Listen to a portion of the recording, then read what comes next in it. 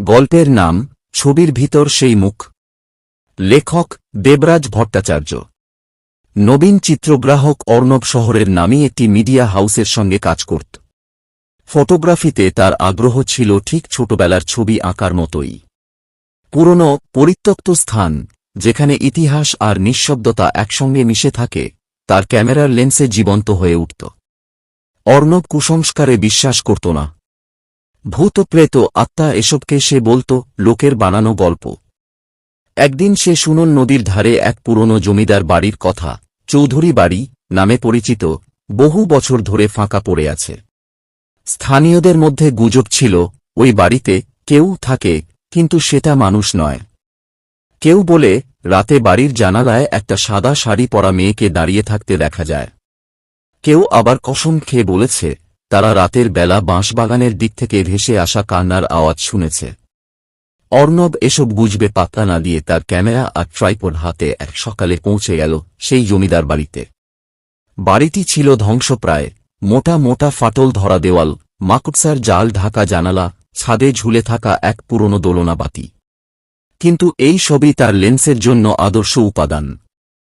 সারাদিন ছবি তোলার পর সন্ধ্যার আলো পড়তেই সে অনুভব করল এক অদ্ভুত নীরবতা, যেন পুরো এলাকা তার নিঃশ্বাস ধরে আছে।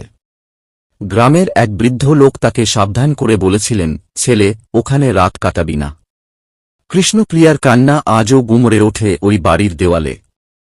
কিন্তু অর্ণব হাসি দিয়ে বলেছিল, ভূত থাকলে তো ছবি তুলতে পারব, ভাইরাল হবে। রাত যত বাড়তে লাগল, কোলাহলহীন বাড়িটা যেন বেঁচে উঠল।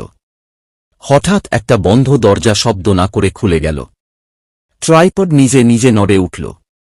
ক্যামেরার ফ্ল্যাশ, যার টাইমার সেট করা ছিল না, অকারণেই একটানা 3 বার ঝলসে উঠল। সে ভাবল প্রযুক্তিগত সমস্যা।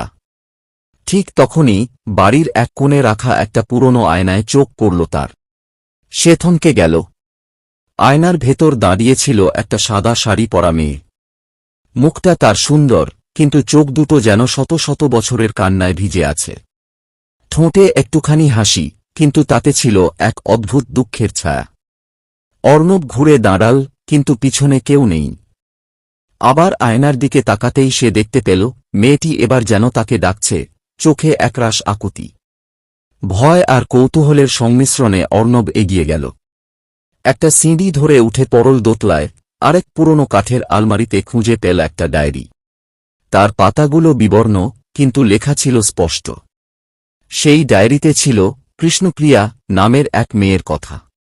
জমিদার দেবশঙ্করের প্রেমে পড়ে তিনি এই বাড়িতে এসেছিলেন, কিন্তু জমিদারের পরিবার তাকে মেনে নেয়নি।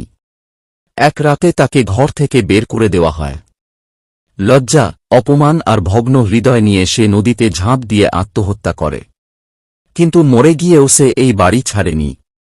তার অপেক্ষা রয়ে গেছে কারো জন্য, যে বুঝবে ভালোবাসা মানে কি।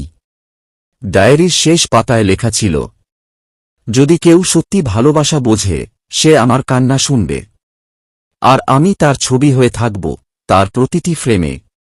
রাতটা আর স্বাভাবিক ছিল না।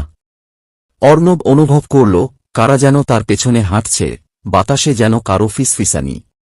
কিছু ছবি সে তুলল অজান্তেই, ক্যামেরা নিজেই ক্লিক করতে থাকল।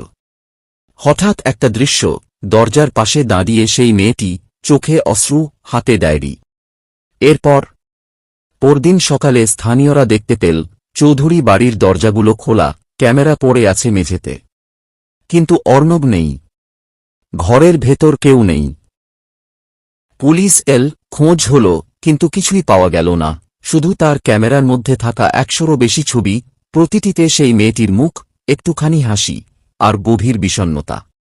লোকেরা আজও বলে অর্ণব আর কৃষ্ণপ্রিয়া একসঙ্গে আছে সেই বাড়ির ভিতর। সে তাকে ভালোবেসেছে, তাই সে এখন তার ছবি হয়ে গেছে। প্রতিদিন রাতে নাকি কেউ কেউ বাড়ির জানালায় একটা ছায়া দেখতে পায়, একজন ক্যামেরা হাতে, আরেকজন সাদা শাড়িতে দাঁড়িয়ে। ভালোবাসার অপূর্ণ গল্পটা তারা শেষ করতে চাইছে, ছবির ফ্রেমে বন্দী হয়ে, নিঃশব্দে।